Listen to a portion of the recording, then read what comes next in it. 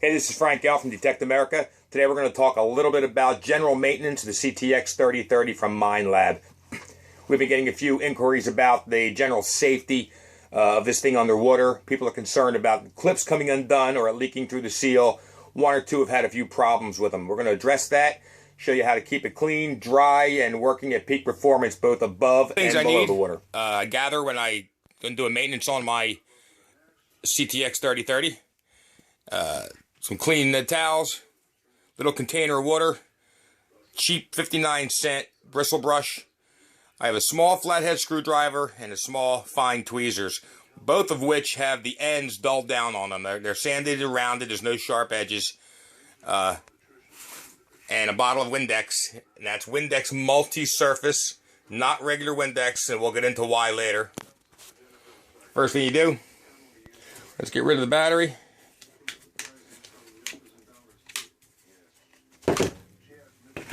That exposes the O-ring. If the O-ring doesn't pop out with the battery, you take the fine tweezers with the rounded edges and pull it right out. I keep a container of just clean, plain water, drop it right in the water.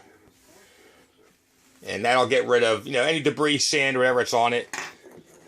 Take your little bristle brush and go into the seat. You'll see little pieces of debris, sand, whatever. Just make sure it's clean.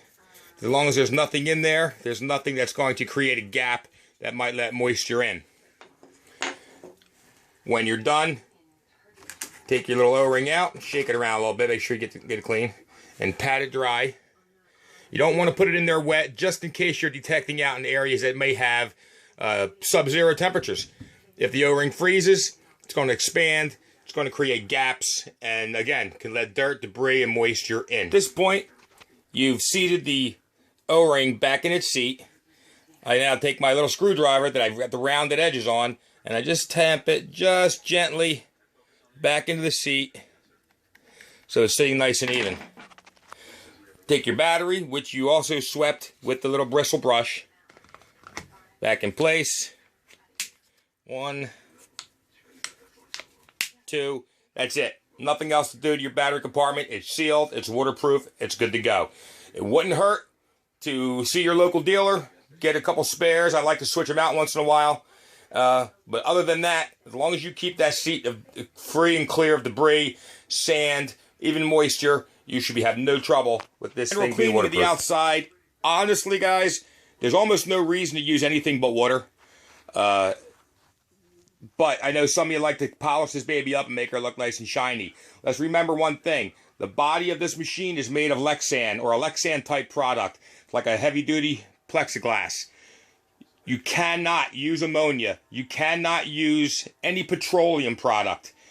They will start to break down the plastic, and ultimately it's going to result in fissures or spider cracking, things along those lines, and will eventually rupture the hull and it'll leak water. What I use, Windex multi-surface. If you can clean the screen of your TV with it, you can use it on this metal detector. There's no ammonia, no petroleum product in it. Just give it a good spray. Just wipe her down. Take all the heavy dirt off it. And that's about all you got to do to clean the outside. One other thing, if you're coming in, if you're detecting and there's some muddy areas, you got some heavy debris, heavy dirt on this machine, don't be afraid. Don't be afraid to stick it in the bathtub. As long as your O-ring is nice and clean and the seal is good, you won't have any issues. Get the heavy debris off it. Then if you want to polish her up, break out some kind of non-petroleum, non-ammonia cleaner, and wipe her down. That's all you have to do with this thing. One added layer of protection. We've got a couple of reports of the clips on the battery getting hooked and coming undone. I've actually had the clip on mine hook one time. It didn't open up on me, which I'm lucky. But this is our little corporate secret here. Okay, Eureka vacuum cleaner belts, the U-type. Pick yourself up a pack of those. They're a couple bucks for a pack of 2. And they make a great safety harness for the battery compartment. Slide that belt over the entire battery housing. It fits perfectly. It goes right on nice and snug. It won't break down in the salt water. It won't expand. If you do hook the clip, it's not going to open up on you. It's a perfect fit. The Eureka U-type. You can get any kind of U-type battery, belt. but for some reason the Eureka fits snug, goes on easy, comes off easy, and it's the one that I use. The thing that I maintain occasionally. I don't do it every time. I do it once in a while. Take apart the housing that holds your coil in place. Inside these little nuts, you'll find 2 little rubber bushings. Wipe them down really good. Wipe the axle down really good. If they get sand in them, they're going to start to wear on the rubber bushing, and then your coil won't stay tight anymore. Every second, third time I go out, I may break it open and wipe it down. That's about it. Follow these steps. Maintain the machine on a daily basis. Don't keep it in the cold. Don't leave it in your car on a freezing night. The machine's going to last you a long time. It's going to stay waterproof. It's going to find lots of good targets for you. I'm Frank for Detect America, telling you just get out there and detect America.